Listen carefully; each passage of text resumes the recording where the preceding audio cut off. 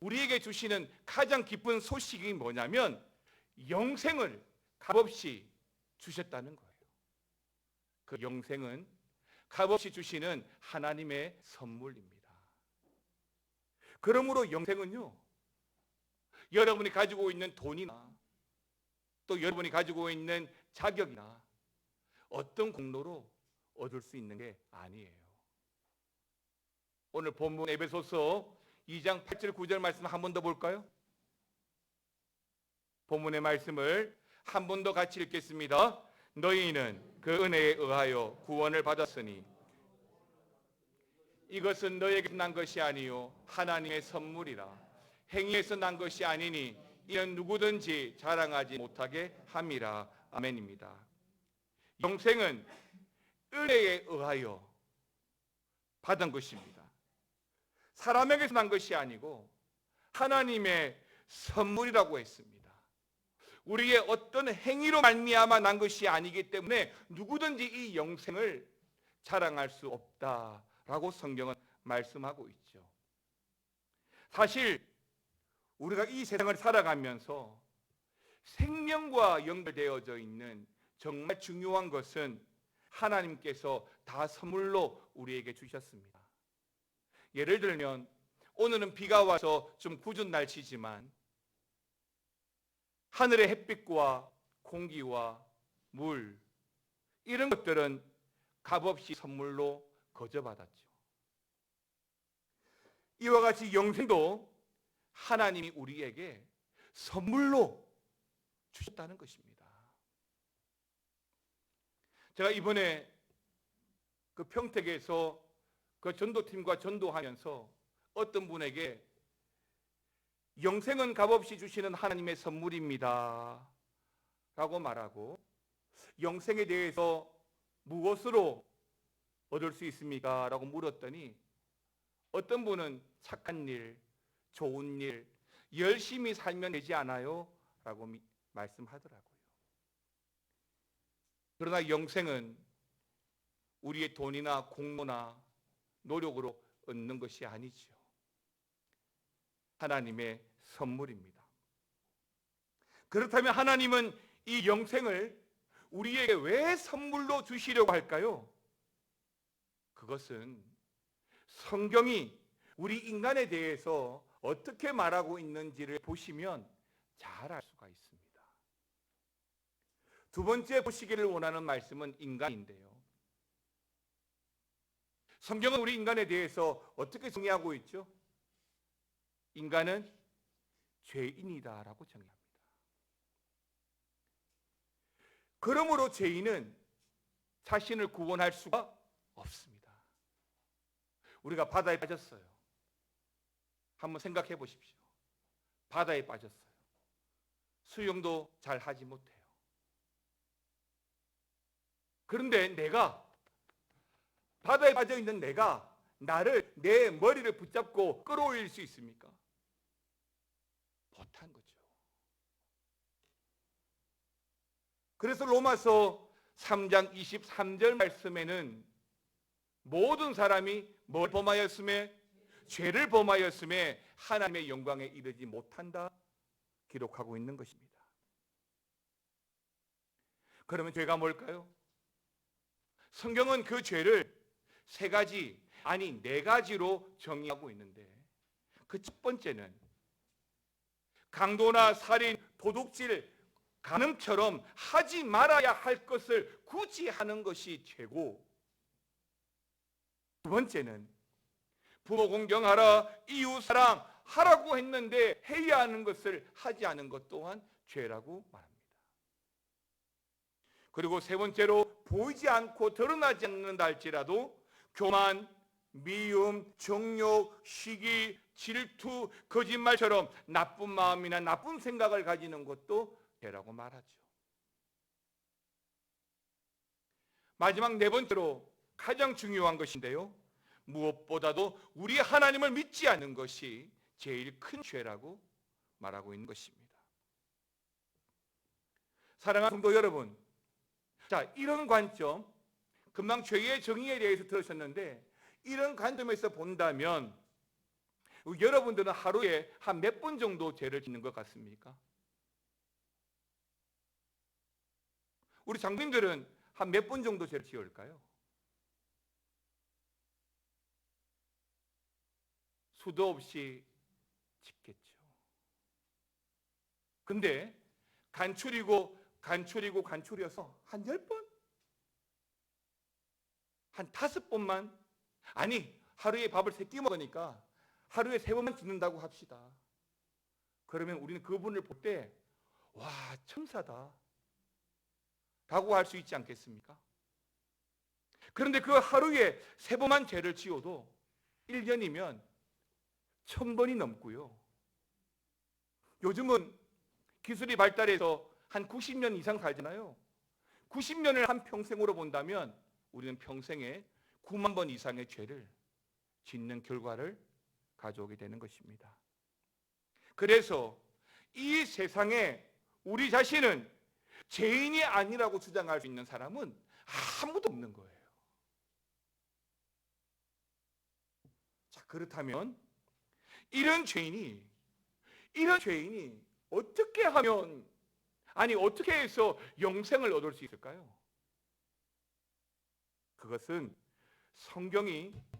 이 성경이 우리 하나님에 대해서 하신 말씀을 자세히 보시면 알 수 있습니다. 세 번째, 우리 하나님인데요. 여러분, 우리 하나님은 많은 속성이 있습니다. 절대적인 속성도 있고 공유적인 속성이 있죠.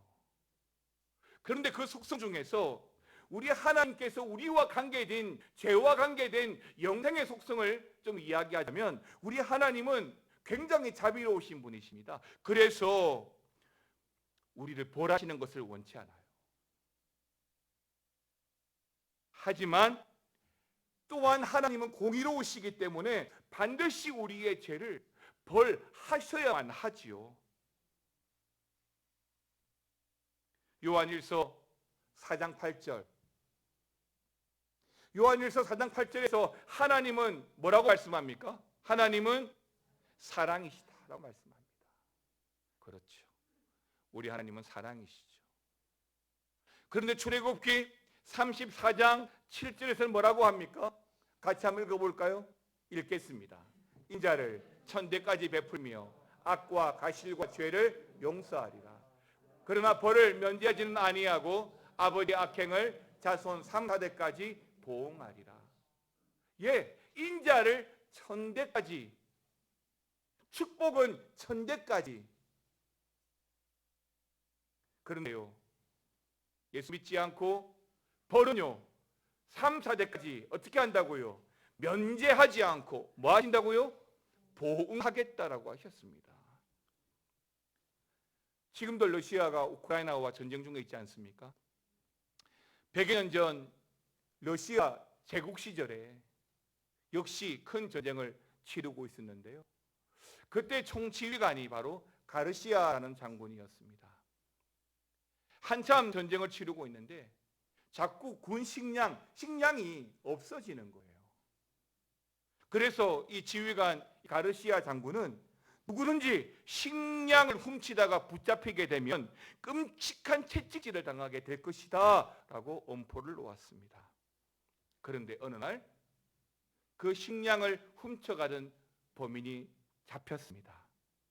잡고 보니 그 범인은 다른 사람이 아니라 바로 그 가르시아 장군의 어머니였던 것이지요.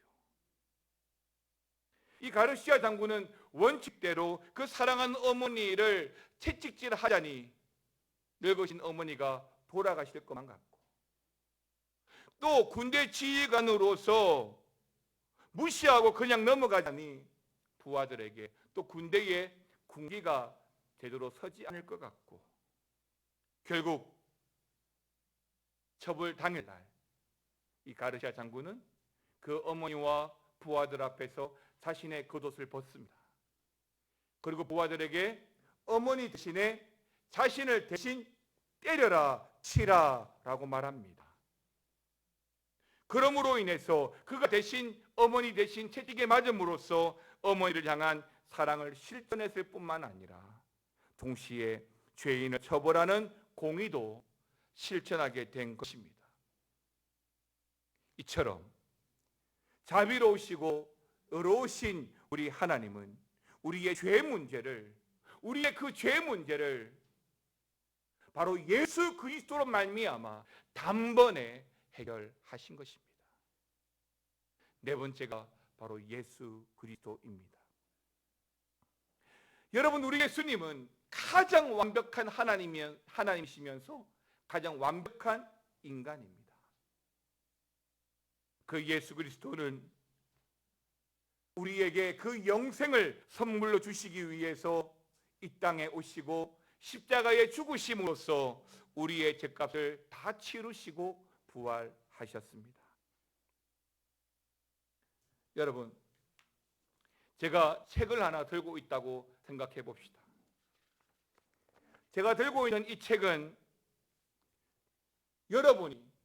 저와 여러분이 지금까지 살아오면서 여러분의 모든 지은 죄와 모든 생각과 모든 말과 모든 행위가 낱낱이 기록되어진 책이라고 생각해 봅시다.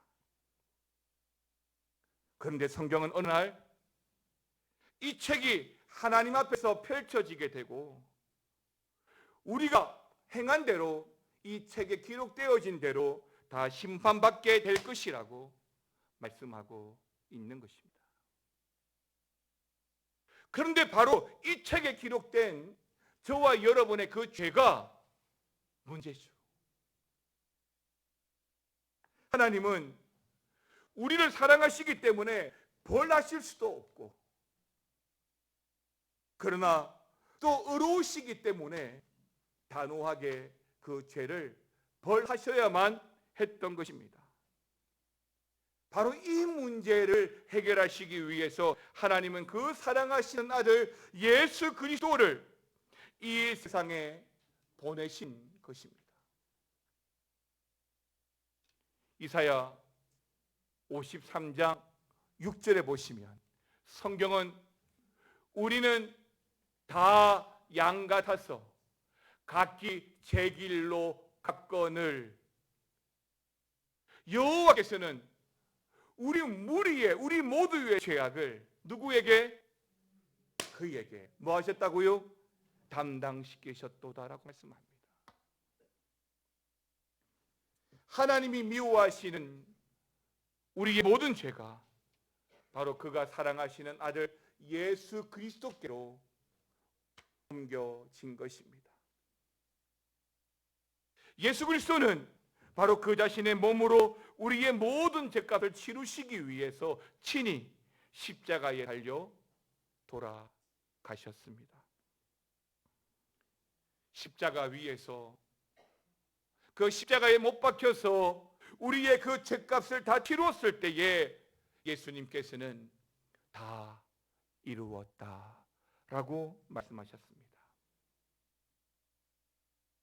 범죄한 우리의 모든 죄값을 예수 그리스도께서 다 대신 갚아주신 것입니다. 그렇습니다. 예수 그리스도는 우리의 모든 죄값을 치르시고 사흘 만에 부활하셔서 우리에게 영생의 선물을 주시기 위해서 하늘로 승천하셨던 것입니다. 자, 지금 예수님은 그 영생의 선물을 우리에게 주시고자 합니다. 그렇다면 우리가 어떻게 하면 이 영생의 선물을 받을 수 있을까요? 바로 이 영생의 선물은 오직 예수 그리스도를 믿음으로 받습니다. 그러나 중요한 사실은 마지막 믿음인데요. 여러분, 단순한 여러분들이 지금 교회 다니면서 지금까지 알아왔던 그 단순한 지식과 또 일시적이고 현세적인 그 믿음은 결코 구원받는 믿음이 아니라는 거예요. 내가 아는 것으로, 내가 경험한 것으로 구원받는 믿음이 될 수가 없다는 겁니다. 구원받는 참 믿음은 우리를 위해서, 우리의 구원을 위해서 오직 예수 그리스도를 신뢰하는 겁니다. 사도행전 16장 31절 말씀을 통해서 우리에게 어떻게 말씀하십니까? 주 예수를 뭐하라? 믿으라. 그리하면 너와 내 집이 구원을 받으리라 말씀하고 있습니다. 여러분, 저 뒤에 의자가 놓여 있지 않습니까? 저는 예배를 위해서 강단에 올라오면 이 의자에 앉아서 오늘 예배와 말씀을 위해서 기도하고 예배에 참석하는 우리 성도들을 위해서 묵상함으로 이 자리에 앉아 있습니다. 구원받는 참 믿음이 뭔지 바로 이 의자를 가지고 제가 말씀을 드리겠습니다. 여러분들이 보시는 대로 여기에는 이 의자가 있습니다. 이 사실을 여러분들은 이미 보고 듣고 알았습니다. 그런데 단순히 의자가 여기 있다는 것만 알고 내가 이 의자에 앉지 않는다면 이 의자가 나와 무슨 상관이 있겠습니까?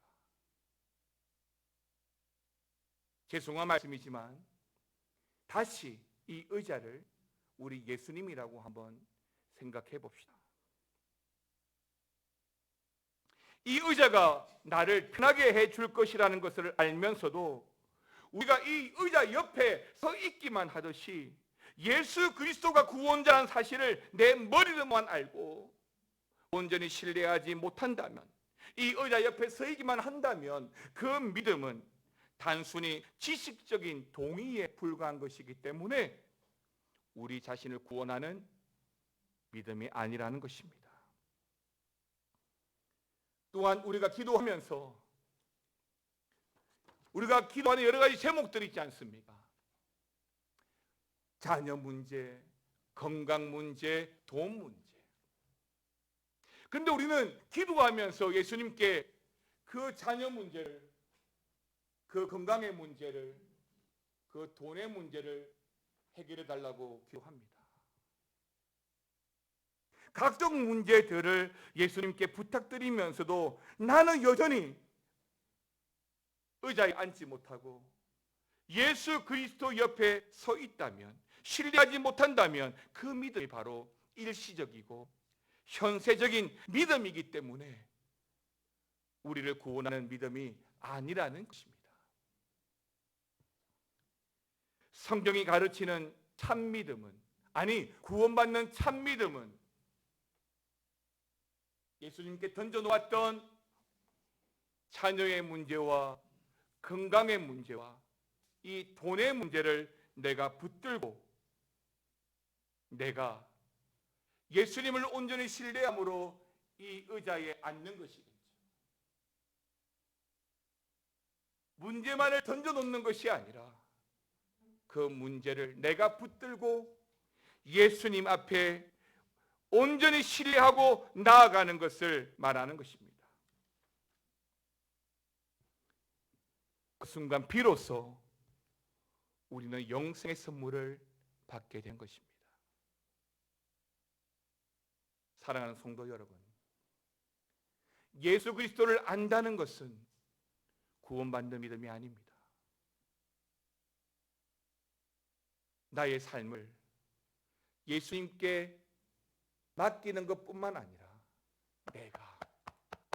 바로 내가 그 문제와 더불어 예수님께 나아가면서 온전히 신뢰하게 될 때에 비로소 우리는 참 평안과 기쁨을 얻게 되는 것이지요.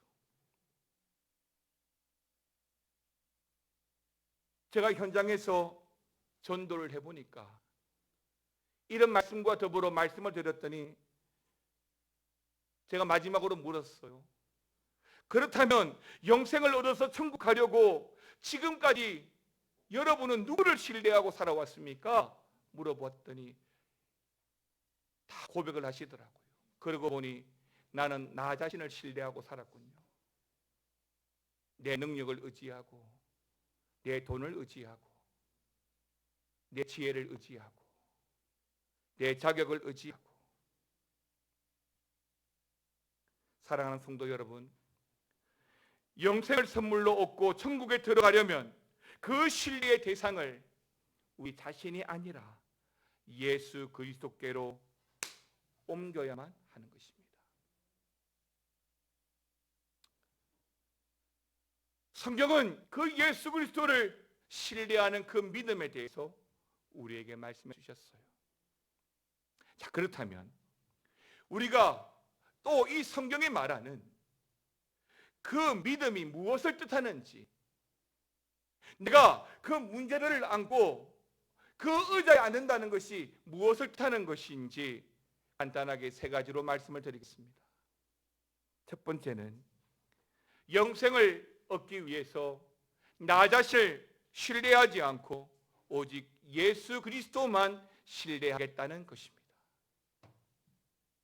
두 번째는 부활하여 살아계신 예수 그리스도를 나의 구원자로 삶의 주인으로 모시겠다는 뜻입니다. 마지막 세 번째는 우리 자신이 지었던 죄를 회개하고 삶의 방향을 하나님께로 돌리겠다는 뜻입니다.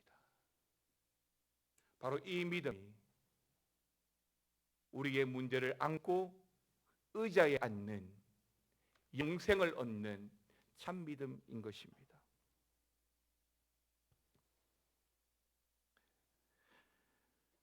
요한복음 6장 47절 말씀 함께 보시겠습니다. 다시 읽겠습니다. 진실로 진실로 너희에게 이르노니 믿는 자는 영생을 가졌다라고 했습니까? 가질 것이다라고 했습니까? 가졌다라고 했습니다. 과거 완료형으로 쓰고 있습니다. 여러분 6장 47절 말씀 다시 한번 보십시오. 이 말씀에 진실로 진실로 너희라고 한 말에 여러분의 이름을 넣어서 누구에게? 믿는 자는에, 그 자는에 또 여러분 이름을 넣어서 이 47절 말씀을 다 같이 크게 한 번 더 읽겠습니다. 진실로 진실로 명구에게 이르노니 믿는 명구는 영생을 가졌나니. 할렐루야. 그렇습니다. 예수 그리스도를 내 인생의 주인으로, 내 삶의 방향으로, 나를 구원하신 구원자로 영접하고 모시고 살아갈 때에 바로 그러한 믿음이 우리를 구원하는 참 믿음인 것입니다. 사랑하는 성도 여러분, 만일 오늘 밤이라도 여러분들 이 세상을 떠나시면 영생을 자신할 수 있겠습니까?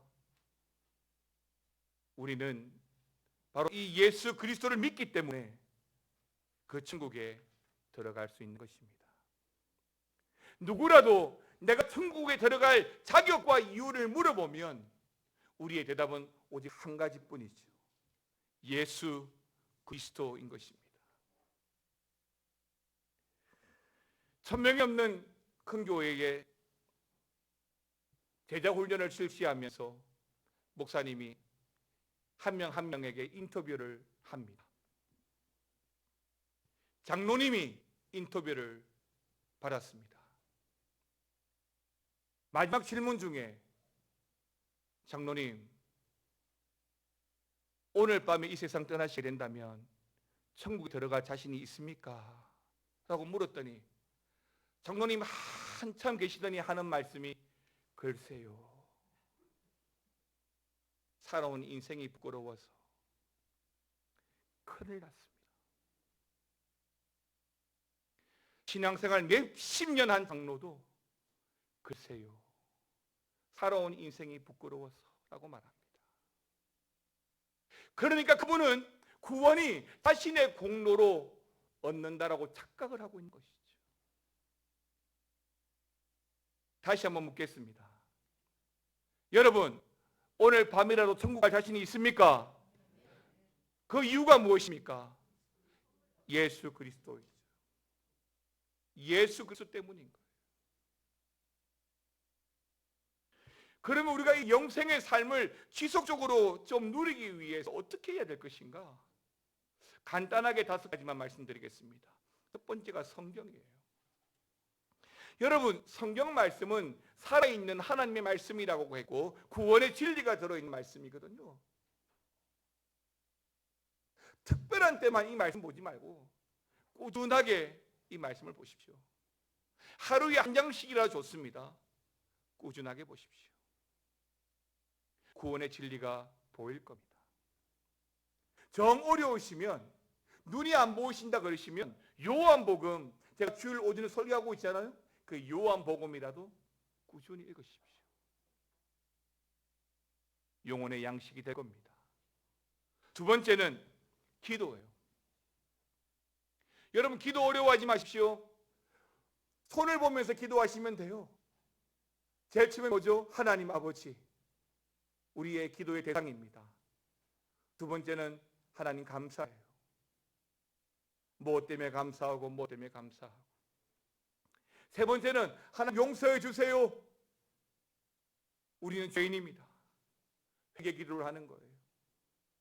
그리고 네 번째는 도와주세요. 우리의 기도의 제목을 비로소 강구하는 거예요. 그 기도 제목 후에 예수님의 이름으로 기도하죠. 기도 어려워하지 마세요. 그 기도를 통해서 하나님을 경험할 수 있습니다. 그 기도를 통해서 구원의 선물을, 영생의 선물을 확인할 수 있습니다. 세 번째는 예배 생활입니다. 여러분, 예배는 하나님께 드리는 겁니다. 이 예배를 드리기 위해서 여러분 최상의 조건으로 준비해서 오십시오. 옷도 일하다가 오신 옷 입고 오지 말고 여러분 집에서 제일 깨끗하고 좋은 옷 입고 오십시오. 어느 때보다 단정하게 깔끔하게 하나님을 예배할 수 있도록 정돈해서 올라오십시오. 특히 순서를 맡으신 분들은 반드시 정장하시고 하나님 앞에 섰다는 그 거룩함으로 예배에 참여할 수 있도록 그렇게 예배하십시오. 내 자세가 내 마음의 증표입니다. 예배 시간에 안 졸려면 내가 이 예배를 위한 준비가 철저해야 되는 거예요. 습관적으로 예배를 드리면 어떤 말씀을 드려도 하나님을 경험하지 못합니다. 그러나 준비하면, 깨어있으면 어떤 말씀도 아멘할 수 있습니다. 네 번째는 교제예요. 여러분, 교회 다니는 것으로만 끝내지 마십시오.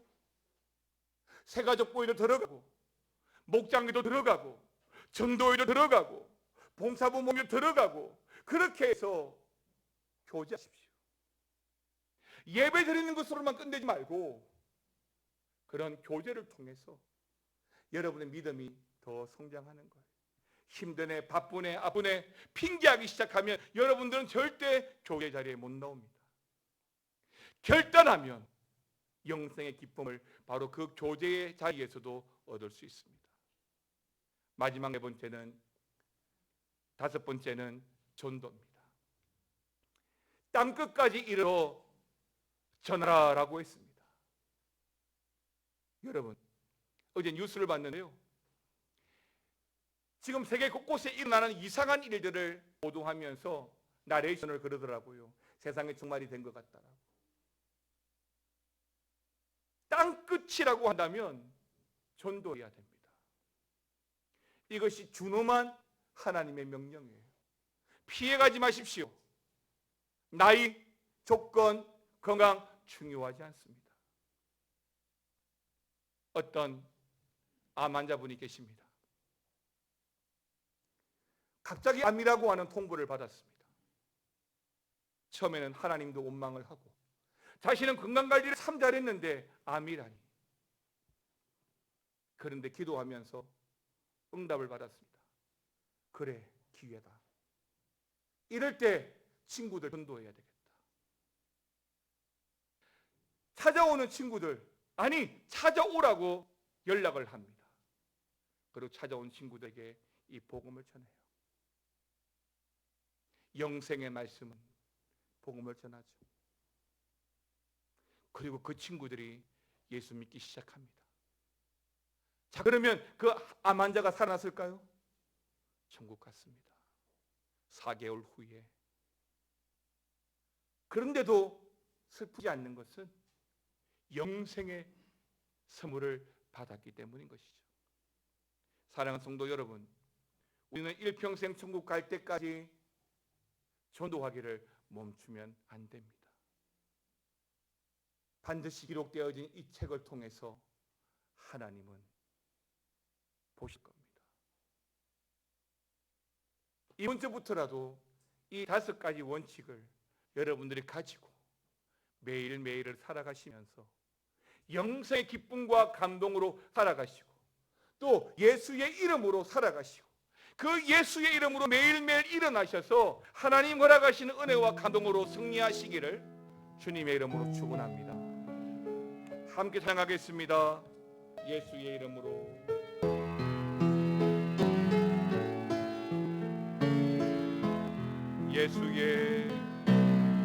예수의 이름으로 나는 일어서리라. 주가 주신 능력으로 나는 일어서리라. 원수가 날 향해 와도 쓰러지지 않으리. 주가 주신 능력으로 주가 주신 능력으로 주가 주신 능력으로 이러 예수의 이름으로 주의 이름으로 나는 일어서리라. 주가 주신 능력으로 나는 일어서리라. 원수가 날 향해 와도 쓰러지지 않으리. 주가 주신 능력으로 주가 주신 능력으로 주가 주신 능력으로 이러 함께 일어나셔서 예수의 이름으로 나는 일어서리라. 주가 주신 능력으로 나는 일어서리라. 원수가 날 향해 와도 쓰러지지 않으리. 주가 주신 능력으로 주가 주신 능력으로 주가 주신 능력으로 일어서리. 예수의 이름으로 우리가 일어서기를 원합니다. 그 십자가의 능력으로 우리가 담대하게 나아가기를 원합니다. 주가 주신 그 선한 능력으로 예수의 이름 붙들고 살아가게 하시고 그 영생의 선물 거저 받은 그 하나님의 은혜를 세상에 전하며 그 구원과 영생의 기쁨과 감동으로 매일매일을 살아가도록 주여 은혜를 내려 주시옵소서. 우리와 함께 하신 주님의 그 이름으로 우리 가정이 회복되고 우리 교회가 다시 일어서도록 주여 함께하여 주시옵소서. 지금은 우리 주 예수 그리스도의 은혜와 아버지 하나님의 사랑과 성령의 감화 감동 교통 충만 역사 위로하여 주심이 가장 기쁜 소식, 거저 받은 선물로 받은 그 영생을 얻고 누리며 살아가기를 원하는 모든 성도들 위해 영원토록 함께 있을지어다. 아멘.